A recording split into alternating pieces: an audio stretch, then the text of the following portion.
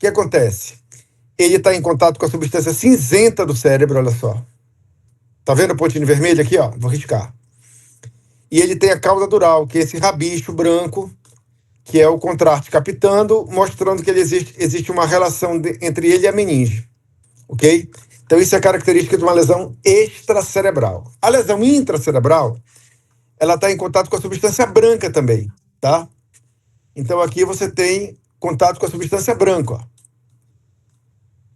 E existe o edema perilesional, que é isso aqui, ó, que também pode existir nas lesões extracerebrais, mas ele é mais característico das lesões intracerebrais. Vendi o peixe melhor agora, não vendi?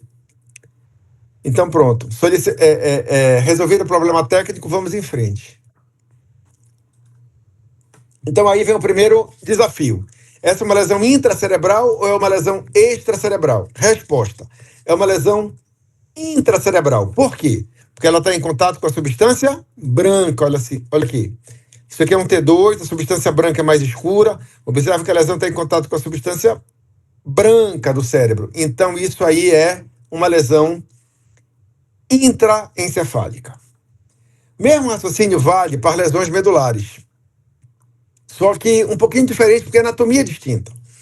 Lembra que no crânio, a dura mater está colada no osso. Ao passo que na coluna vertebral ela está solta. Existe um espaço constituído por gordura e vasos que fica entre o osso da coluna vertebral e o saco dural, que é o espaço peridural ou extradural. Então, você pode ter lesões que são intramedulares, estão dentro da medula.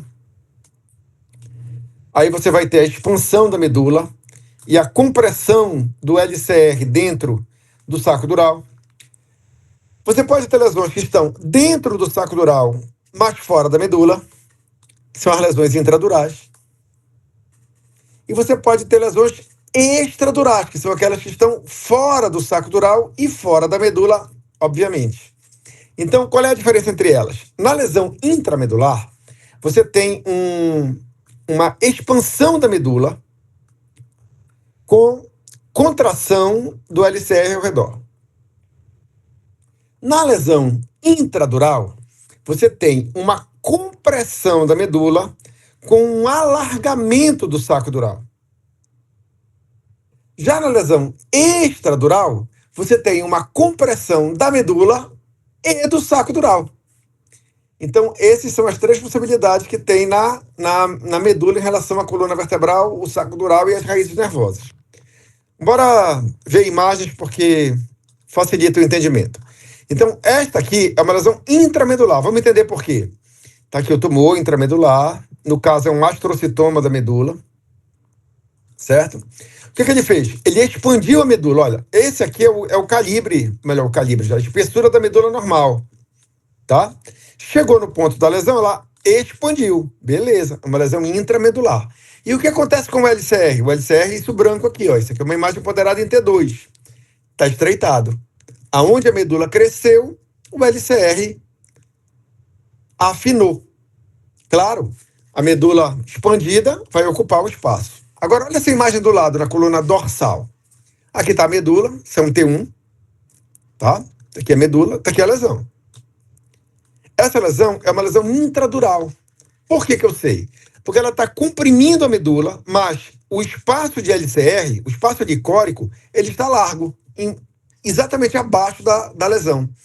No caso de uma lesão intramedular, ele ficaria afilado. Olha só como vai afilando. Certo? Mas aqui não. Aqui ele está largo. Por que ele está largo? Porque essa lesão está alargando a coluna licórica, uma vez que ela está crescendo entre a medula e a dura mater. Então ela comprime a medula, mas alarga o saco dural. Diferente deste outro caso. Neste outro caso, você tem uma lesão extradural. Olha o que acontece. Está aqui a lesão. Ela não só comprime o saco dural, estreitando o LCR, quanto comprime também a medula. Então essa é a diferença entre lesões intradurais, extradurais e intramedulares. Problema resolvido, vamos para o segundo. A diferença entre tumor e infarto. Então, essa é mais ou menos fácil de entender. Tumores, eles acontecem em qualquer lugar. Geralmente são arredondados. Sejam eles neoplasias, sejam eles processos inflamatórios expansivos, que nós também chamamos de tumores, embora não sejam neoplasias, eles vão tender a ser redondos. Já infartos, não. Infartos têm as bordas retas, olha aqui. Por que ele tem a borda reta? Porque ele respeita o território vascular. Existem 3 grandes territórios vasculares dentro do cérebro. O território da artéria cerebral anterior, o território da artéria cerebral média e o território da artéria cerebral posterior. Esse caso que eu estou mostrando para você é um grande infarto da artéria cerebral média. Observa que os limites deles são retos e eles coincidem com o território da artéria cerebral média. Portanto, isto é um infarto cerebral. Então, tumores tendem a ser arredondados. Se você tem uma lesão dentro do cérebro que tem margens retas, isso provavelmente é um infarto. Aí vamos lá. Infarto ou tumor? Resposta: infarto. Em qual território? Artéria cerebral anterior. Por que eu posso afirmar isso? Porque os contornos são retos. Tumor não faz contorno reto. Tumor é bolinha. Certo, gente? Então, nunca confundir infarto com tumor. Mas tem complicativos. Tumores sangram, infartos também. Quando os hematomas em uma lesão expansiva ocorrem, aí a coisa fica mais complicada. Esse caso que eu estou mostrando para você é um infarto hemorrágico. Você observa pelos limites externos da lesão que se trata de uma lesão de contornos retos. Olha. Então, isso aqui é um infarto na artéria cerebral média. Mas parece que é uma massa, né? Por quê? Porque tem um hematoma dentro. E como é que aconteceu esse hematoma? Um infarto não é um evento isquêmico? Como é que agora tem uma hemorragia aí? A explicação é da fisiopatologia do infarto. Nos primeiros momentos de um infarto, existe um vasoespasmo. Mas, passados alguns dias, esses vasos que estavam em espasmo, eles começam a se tornarem permeáveis. Só que o tecido, o leito vascular dele está destruído, né? Então, quando ocorre a reperfusão do cérebro, aí ocorre o sangramento. Isso que explica o infarto hemorrágico, que é uma complicação posterior, próxima a um infarto. Então, a pessoa tem um infarto, 3, 4, 5, 6, 7, 10 dias depois, pode acontecer um sangramento. Aí você passa a ter um infarto hemorrágico. Tumores também sangram, na verdade? Então tá aí, ó. Tumores hemorrágicos. Diferente do infarto, o tumor mantém a sua morfologia arredondada e tem o edema perilesional bem concreto. Isso aqui preto em volta dele, mais escuro, é o edema perilesional. A lesão propriamente dita é isso aqui. Já esta outra lesão é um infarto, olha só. Bordas retas, bordas retas, bordas retas, ou quase, né? E aí o sangramento dentro da lesão. Então, infarto aqui, tumor à direita de vocês. Bem, outras questões interessantes que precisam ser entendidas. É possível diferenciar um processo expansivo neoplásico de um processo inflamatório? Resposta: quase nunca, tendo por base somente a perspectiva da imagem, tá certo? Aqui são 2 casos diferentes que você está vendo. O primeiro é um tumor solitário, que capta contraste em sua periferia, intracerebral, com edema perilesional. Isso preto é o edema, certo? Tanto pode ser uma tuberculose, uma doença fúngica, quanto uma neoplasia.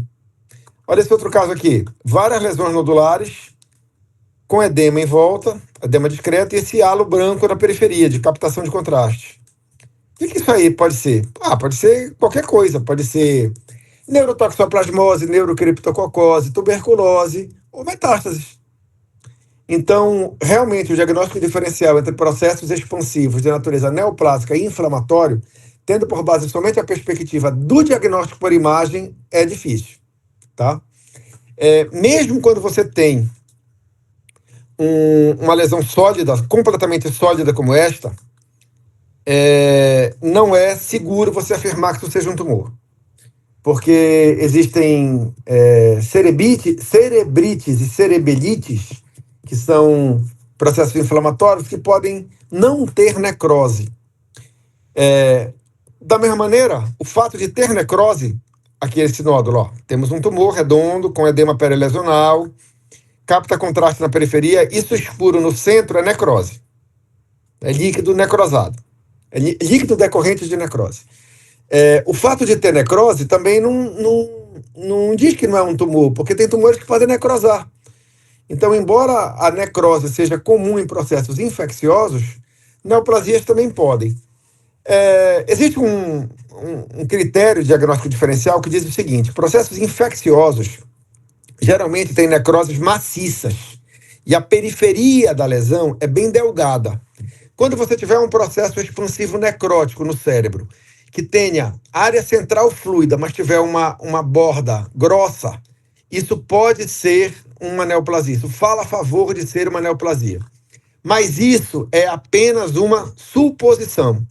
Não podemos afirmar tendo por base somente o aspecto de imagem. Certo, gente? Então é assim que a gente trata os tumores e os infartos na perspectiva da neuroradiologia. Vão anotando as dúvidas que no final a gente tira. As hemorragias.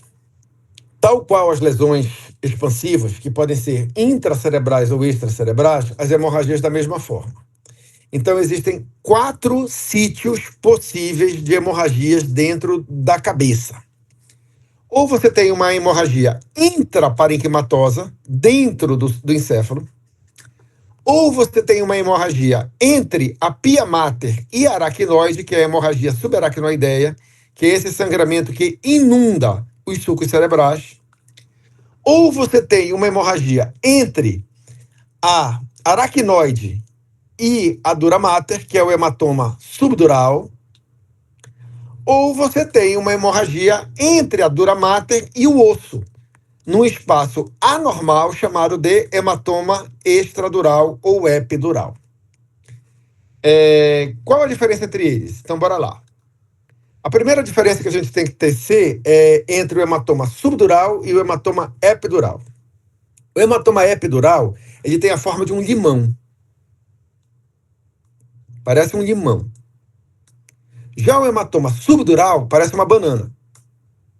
Então, se você vê um hematoma dentro da cabeça que tem a forma de uma banana, isso é um hematoma subdural. Se você tem um hematoma dentro da cabeça que tem uma aparência de um limão, isso é um hematoma epidural ou extradural. Existem outras diferenças? Existem. Hematomas epidurais geralmente estão relacionados com fraturas da calota craniana. E existe uma diferença de comportamento evolutivo que também tem que ser aprendida.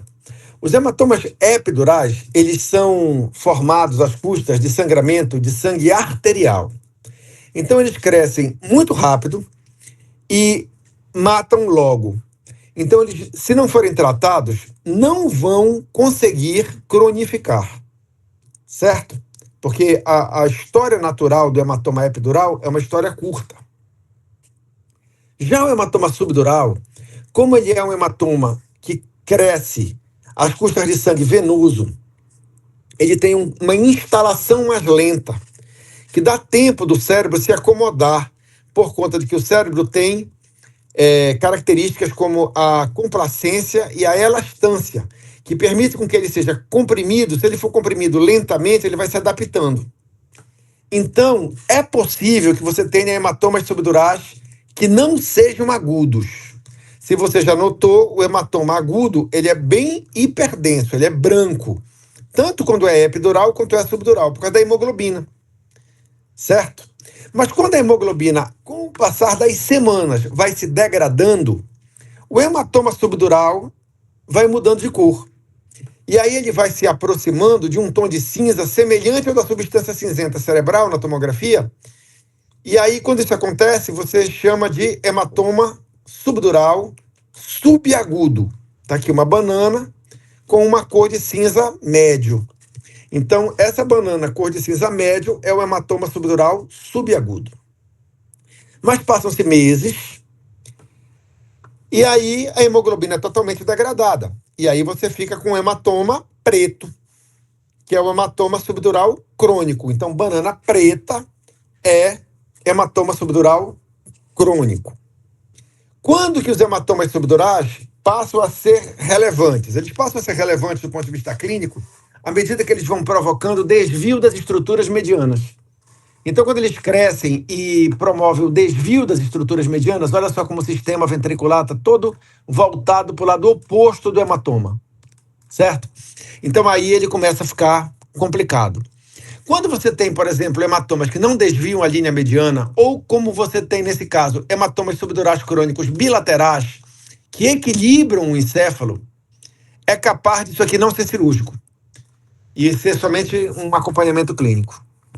Então, essa questão do desvio das estruturas medianas, ela é decisiva para você chamar a atenção para o desfecho cirúrgico desse caso.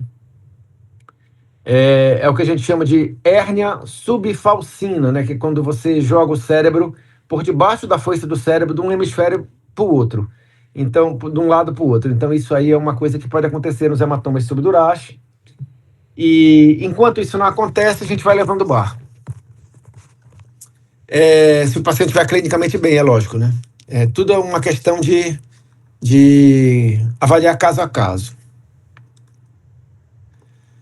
Aqui eu mostro para vocês uma hemorragia intraparenquimatosa. Você observa que, como toda lesão dentro do parênquima cerebral, estes hematomas aqui, que são mais de um, né? São confluentes, eles estão circundados por esse halo preto na tomografia. Isso aqui é o edema perilesional. Já aprendemos que edemas perilesionais são característicos de lesões intracerebrais. Então, mostrei para vocês um hematoma epidural, um hematoma subdural, agudos. Os dois são hiperdensos, são brancos. Aí mostrei para vocês um hematoma subdural subagudo e depois um hematoma subdural crônico unilateral, depois um hematoma subdural crônico bilateral e agora estou mostrando um hematoma intraparenquimatoso. O que faltou? Faltaram as hemorragias subaracnoideias. Então, bora lá. Aqui você tem um comparativo dos 3 tipos de hematoma que a gente já viu, não é? Então, aqui temos na seta branca um hematoma subdural agudo, uma banana branca. Aqui temos um hematoma subdural, epidural, que é a seta azul. Observa que tem um edema grande do scalp também, né? Os tecidos moles que revestem a calota craniana estão edemaciados e pode ser que haja também uma fratura, embora não esteja demonstrado no caso. E, finalmente, as setas vermelhas apontando para diversas áreas de sangramento dentro do parênquima cerebral. São hematomas intraparenquimatosos. E existe também um sangramento nos sulcos cerebrais. Isso aqui é hemorragia subaracnoideia, relacionada ao trauma, tá? Então aqui, todos os casos são de traumatismo craniano. Mas pode haver hemorragia subaracnoideia e hematomas intraparenquimatosos de outra natureza? Podem. Vamos ver? O caso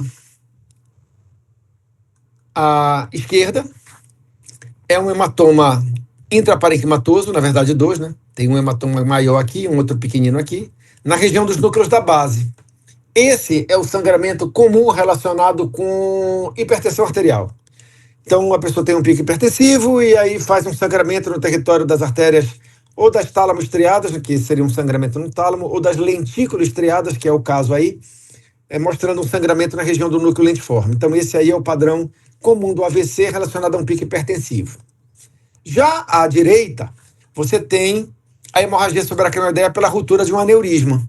Aliás, tirando o trauma, a hemorragia subaracnoideia deve levá-los a suspeitar fortemente de um aneurisma rupto. Então, você observa aqui, em volta do círculo arterial do cérebro, um grande sangramento que se estende às cissuras silvianas, à cissura interhemisférica do cérebro, aos limites da tenda do cerebelo e também a sulcos cerebrais aqui na região frontal. Então, isso aí é hemorragia subaracnoideia. Além do hematoma intraparenquimatoso e da hemorragia subaracnoideia, o AVC hemorrágico também pode escorrer para dentro do ventrículo. E aí você tem uma hemorragia intraventricular. Geralmente isso acontece quando você tem um hematoma no tálamo e ele escorre do tálamo para dentro do sistema ventricular lateral ou para dentro do terceiro ventrículo, certo? Então aqui você tem um caso de hemorragia intraventricular. E, obviamente, os ventrículos vão estar dilatados porque o sangue vai entupir o forame de Lusca, o forame de Magende, o aqueduto cerebral, o forame de Monro. E aí você vai ter, então, dilatação das cavidades ventriculares. Em resumo, aqui você tem as possibilidades de acidente vascular cerebral. Você pode ter hemorragia subaracnoideia, que significa aneurisma. Hemorragia nos núcleos da base, que significa hipertensão arterial. Ou hemorragia subcortical, fora dos núcleos da base. E aí você vai ter como possibilidades o infarto, o tumor, a malformação vascular e a angiopatia amiloide. A amiloidose é uma das causas de sangramento intracerebral, fora da região dos núcleos da base, fora da região do tálamo, certo? Então aqui são as possibilidades de hemorragias relacionadas ao acidente vascular cerebral hemorrágico, né? Já partindo para o final, a questão da dilatação ventricular. O caso à direita é um cérebro normal. Olha o ventrículo como é pequeno. Já o caso à esquerda é um ventrículo dilatado. Mas observa que esses ventrículos estão dilatados, mas os sulcos cerebrais estão amplos. O que é que significa? Que essa dilatação do ventrículo não é por conta de uma obstrução. Provavelmente o que está acontecendo aqui é que o cérebro perdeu volume, por isso os sulcos cerebrais estão amplos, e aí o ventrículo está crescendo só para ocupar o espaço. Isso se chama dilatação ex vácuo e acontece nas lesões sequelares, mas acontece também durante o envelhecimento. O envelhecimento natural faz com que o cérebro perca volume e é normal que pessoas idosas tenham ventrículos grandes. Só que tem que ser proporcional ao alargamento dos sulcos cerebrais, certo, gente? Se você tem um paciente idoso que tem sulcos cerebrais proeminentes, mas tem ventrículos muito dilatados, aí é uma questão da proporcionalidade. Tem que julgar, tem que treinar o olho, isso aí é coisa para o especialista, mas às vezes a pessoa de idade também tem hidrocefalia, ok? Então, por mais que ela tenha sulcos proeminentes, nem sempre o ventrículo grande significa que é só um evento ex vácuo, mas nesse caso tá? O que eu queria mostrar para você é que você não deve se preocupar tanto quando você tiver ventrículo dilatado e sulcos proeminentes. Agora, quando você tiver ventrículos dilatados e sulcos apagados, aí sim, aí tem que cogitar botar a válvula, tá? Porque isso é uma hidrocefalia para valer. Diferente daquele caso que você viu, você tem aqui um ventrículo muito dilatado, sistema ventricular muito dilatado, e os sulcos cerebrais estão inaparentes. Cadê os sulcos cerebrais? Você nem consegue ver. Então, nesse caso aí, merece a colocação da válvula a critério clínico. Diferente disso aqui, tá? Aqui você tem ventrículos grandes, mas observa que os ventrículos estão grandes, mas os sulcos cerebrais também estão. E existe uma relativa proporção entre a dilatação dos ventrículos e a acentuação dos sulcos cerebrais. Então, dá para considerar normal se for um paciente idoso, tá certo? Se for um paciente jovem, provavelmente isso aí é sequela de algum processo degenerativo cerebral, porque não é esperado no paciente jovem que ele tenha um ventrículo grande e os sulcos tão proeminentes. Então, isso deve ser, se for um paciente idoso, é tolerável. Se for um paciente jovem, é doença na certa. Armadilhas. Tem armadilhas. Olha só, isso é um bebezinho, tá? Ele tem sulcos proeminentes e ventrículos grandes, tá? Mas isso aqui não é uma hidrocefalia qualquer. Esse paciente tem microcefalia e tem calcificações intracranianas patológicas. Então, ventrículo grande em criança com microcefalia é cérebro que foi mal formado, que está hipodesenvolvido. Isso é um caso de Zika vírus. Lembra que teve aquela epidemia de Zika vírus aí um tempo atrás? E muitas crianças nasceram dessa forma, com microcefalia, calcificações intracranianas patológicas, esses pontinhos brancos são calcificações, e olha os ventrículos, são imensos. Aqui não precisa botar válvula, pessoal, porque não é uma hidrocefalia por obstrução. Isso aqui é ex-vácuo. O cérebro minúsculo, e aí o ventrículo cresce só para ocupar o lugar. Entendeu? Então aqui também tem que ficar de olho. Isso aí, para não botar válvula em criança com microcefalia, que não tem nada a ver. Finalmente, a questão do contraste. Lesões que são em órgãos que não têm barreira hematoencefálica, como a meninge, que não tem, a glândula pineal, a glândula hipófise, porque são glândulas, não podem ter barreira hematoencefálica, elas vão captar o contraste normalmente, certo? Então isso aqui é um meningioma, né, um tumor da meninge, um tumor benigno, tem a cauda dural aqui, você já viu isso, e ele está captando o contraste, por quê? Porque a meninge capta, normal. Diferente desse outro caso aqui. Aqui você tem várias lesões nodulares, com edema perilesional e realce periférico pós-contraste, são metástases. O que aconteceu aqui para que captasse contraste? O que significa a captação de contraste no exame de imagem? Tanto faz ser tomografia quanto ressonância. Significa que essa estrutura aqui, chamada de barreira hematoencefálica, foi quebrada. É isso que significa a captação de contraste. E qual a tradução disso do ponto de vista médico? O que isso importa? O que importa saber que a barreira hematoencefálica está quebrada ou não? Bom, eu vou dar para você 2 razões para você ter como exemplo. A primeira razão é no diagnóstico diferencial dos gliomas, tá? Os gliomas, eles podem ser agressivos ou não agressivos. Os que não são agressivos são chamados gliomas de baixo grau. Os gliomas agressivos são gliomas de alto grau. Agora comparar esses 2 pacientes aí. Você está vendo o paciente A e o paciente B. Olha o que aconteceu no paciente A. O paciente A tem um tumor intracerebral com edema perilesional. Isso aqui é um T1 sem contraste, isso aqui é um T2. Está aqui o edema, está aqui o tumor. Beleza. Injetou o contraste. O tumor captou na periferia. O centro é necrótico. Está aqui o edema perilesional. Bora olhar o paciente B. Paciente B, sem contraste no T1.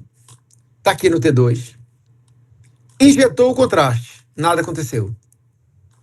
O que é que significa? Não quebrou a barreira hematoencefálica. Então, o paciente A tem um tumor altamente agressivo. É um glioma de alto grau. Por quê? Porque a barreira hematoencefálica foi quebrada. Já o paciente B tem um glioma de baixo grau. Por quê? Porque não captou contraste, não quebrou a barreira. Então, a gente utiliza a captação ou não de contraste. No caso dos gliomas, que são os tumores encefálicos mais comuns, de natureza glial, para fazer o diagnóstico diferencial entre os agressivos e os não agressivos. Isso é muito útil para o patologista, porque, às vezes, mesmo com imunohistoquímica, mesmo fazendo a avaliação de várias partes do tumor e tudo mais, eles têm dificuldade de precisar o grau de agressividade de um tumor. E aí, para a radiologia, isso é uma coisa muito simples. Então, aqui, nessa condição, o radiologista ajuda o patologista na definição da agressividade de um glioma. É uma das aplicações de injetar contraste. A outra é em uma doença clássica chamada esclerose múltipla. A esclerose múltipla é uma doença desmielinizante que destrói a mielina, tá aqui, ó, a mielina destruída, tá aqui vários focos de destruição da mielina. Ela tem essa característica de que ela gosta da região pericalosal em volta do corpo caloso. Então, periventricular, comprometendo aqui a região periventricular. Aqui tem um outro foquinho. E essa doença ela tem períodos de exacerbação e períodos de remissão. A gente usa o contraste justamente para saber quais das lesões estão ativas e quais estão inativas. Porque somente as lesões ativas captam o contraste. Olha só como é que é esse caso aqui, ó. Isso aqui é um caso de revista. Um paciente com diagnóstico de esclerose múltipla, tá? Ele fez aqui um T1 com contraste, com gadolínio, e nada captou. Tinha aqui umas lesões, né? Aqui também é outra lesão, aqui também é uma outra lesão, aqui é uma outra lesão, mas nada captou contraste. Desse lado aqui, pelo menos, nada captou contraste. Um mês depois, ele foi repetir o exame porque tinha tido um quadro sintomatológico. E aí, olha o que aconteceu. Um mês depois, T1 com contraste, mostrando áreas de impregnação anômala. O que é isso? São placas de doença ativa que surgiram nesse período de 30 dias. Tá? Então, a gente usa o exame de ressonância magnética com contraste no segmento da esclerose múltipla para avaliar a presença de processos inflamatórios agudos. Essas são duas razões para você injetar contraste nos exames de neuroimagem. Existem muitas outras, evidentemente. Tá? Mas fica com esses dois exemplos aí, duas aplicações. O segmento da esclerose múltipla e o diagnóstico diferencial entre os gliomas de alto grau e de baixo grau. Além da esclerose múltipla, eu queria mostrar para vocês duas doenças importantes. A primeira tem a ver com a urgência, é a mielinólise pontina central, ou também chamada encefalopatia osmótica. Ela é uma doença desmielinizante aguda causada pela oscilação abrupta da osmolaridade sérica. E sabe como é que ela ocorre? Quando você faz de forma errada, de forma apressada, a reposição de sódio numa hiponatremia. Então o paciente chega no pronto-socorro com distúrbio dos eletrólitos, faz o sódio, está muito baixo, aí você vai repor a natremia dele, né? Vai repor o sódio. Se você não fizer isso muito bem feito, acaba que dá nesse negócio aí. Acaba que você cria uma lesão na ponte do cidadão. E isso é um processo muito grave, tá? Então eu estou chamando a atenção de vocês para essa doença para que vocês sejam bastante habilidosos na reposição de sódio dos pacientes, ok? Então, lembrar que existe uma condição chamada mielinólise pontina central ou encefalopatia osmótica, que é relacionada a oscilações abruptas da osmolaridade sérica e que ocorre frequentemente na reposição apressada da hiponatremia, né, do sódio. Então, tem que ter cuidado com isso. A outra doença emblemática é o Parkinson, tá? A doença de Parkinson, ela tem diagnóstico clínico, mas ela tem umas alterações na substância nigra que são detectáveis através de exames de ressonância magnética. Normalmente, o mesencéfalo, ele tem a substância nigra dividida na sua porção posterior, tá certo? Olha aqui, ó, onde mostra a seta, tá vendo aqui? 1A. Então tem essa seta branca, está mostrando aqui uma divisão da substância nigra. Parece a cauda de uma andorinha. A andorinha tem uma cauda bífida. Então, a substância nigra, ela é igual à cauda da andorinha. Esse é o normal. Quando você tem o Parkinson, a substância nigra degenera. E essa cauda da andorinha para de ser vista. É o caso aqui, o 1B, olha. Esse é o Parkinson. Cadê a cauda da andorinha? Sumiu. Tá? Então, esse é o indício que você tem que procurar no Parkinson. O radiologista atento deve informar se a cauda da andorinha está presente ou não, se ela está bem vista ou não. Às vezes, a cauda da andorinha está mal vista. Isso, às vezes, pode não ser Parkinson. Mas se tiver sintoma, tá certo? Então, o sinal da cauda da andorinha, ele tem uma boa correlação com a clínica. Se você tem sintomas de Parkinson e fez um exame de ressonância magnética e aparece muito bem a cauda da andorinha, vá ver se não é medicamento, vá ver se não é alguma coisa causando esses sintomas. Agora, se você tem sintomas de Parkinson, faz o exame de ressonância magnética e não vê a cauda da andorinha, aí pode cravar que é. Finalmente, a esclerose mesial temporal, que é uma causa frequente de convulsão de lobo temporal, tá certo? É uma alteração do hipocampo, olha, você já aprendeu lá no MED 4 que o hipocampo fica embaixo do corno temporal do ventrículo lateral e os dois têm que ser iguais. Então tá aqui o corno temporal do ventrículo lateral, de um lado e do outro. Observa que o corno do lado direito está maior do que o do lado esquerdo e que o hipocampo do lado direito está mais fino que o do lado esquerdo. Essa esclerose do hipocampo gera convulsão, tá? E o nome disso é esclerose mesial temporal. Então, eu queria que você incorporasse na sua cabeça esse conhecimento médico de 4 patologias importantes na neuroradiologia que você não deve esquecer que existem. a mielinólise pontina central, a esclerose múltipla, a esclerose mesial temporal e o Parkinson. Finalmente, o que é que você deve procurar aprender para a vida? Tá? Não é só para agora, é para a vida.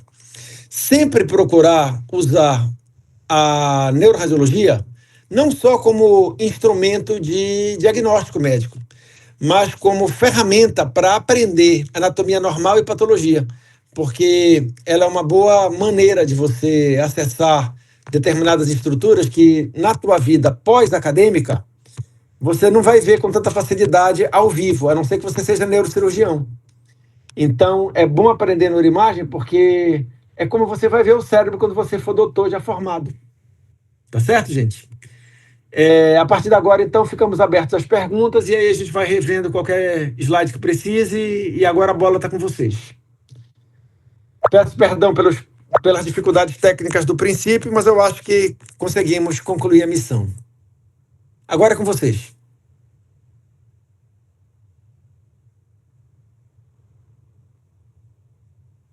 Alguma dúvida?